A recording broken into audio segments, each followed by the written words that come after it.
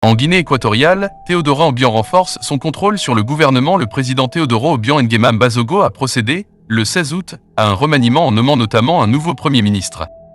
Mais c'est l'influence de son fils et vice-président, Théodora Obiang, qui en sort consolidée. Manuela Roca Botey, première femme à occuper la fonction de Premier ministre en Guinée équatoriale, n'aura tenu que 18 mois. Le 16 août, elle a été remplacée par Manuel Oza NSUA, selon un décret signé par le président Teodoro Obiang Nguema Mbasogo, qui avait accepté la démission de son gouvernement quelques jours plus tôt. Le chef de l'État n'avait pas été tendre en actant le départ de sa chef de gouvernement.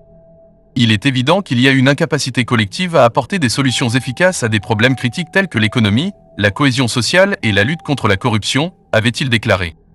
Relance économique. Manuela Roca Botey paie son échec à relancer l'économie du pays, où les investissements étrangers se font rares. Les partenaires occidentaux traditionnels se détournent peu à peu de Malabo, en partie du fait de l'activisme diplomatique de l'opposition, et les solutions chinoises ou russes peinent à prendre le relais.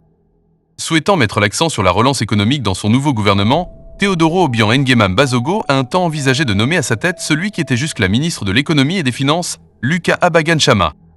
Celui-ci avait l'avantage d'avoir été gouverneur de la Banque des États d'Afrique centrale, BEAC.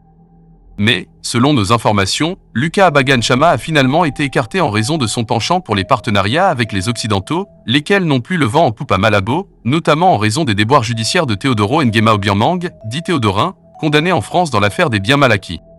En outre, l'ancien gouverneur de la BEAC n'entretient pas de très bons rapports avec le fils du chef de l'État. Celui-ci a donc favorisé la nomination d'un autre spécialiste de l'économie, plus proche de lui, Manuel Oza NSUA. Ce dernier était jusqu'ici gouverneur de la Banque centrale de Guinée équatoriale. Nouveaux débouchés attendus. Soucieux de ne pas froisser la communauté Bubi, dont est issue Manuela Roca Botey, Teodoro Obiang Nguema Mbasogo a permis l'ascension d'un autre Bubi, Gaudencio Moaba Messu, le président de l'Assemblée nationale. Il est nommé premier vice-premier ministre, chargé du ministère du Commerce, de la promotion des entreprises et de l'industrie.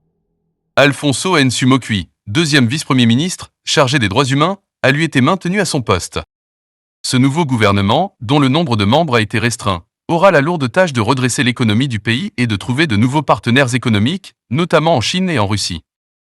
Malabo espérait bénéficier d'un rapprochement avec Moscou, après les visites en Russie du président Obiang et de son fils.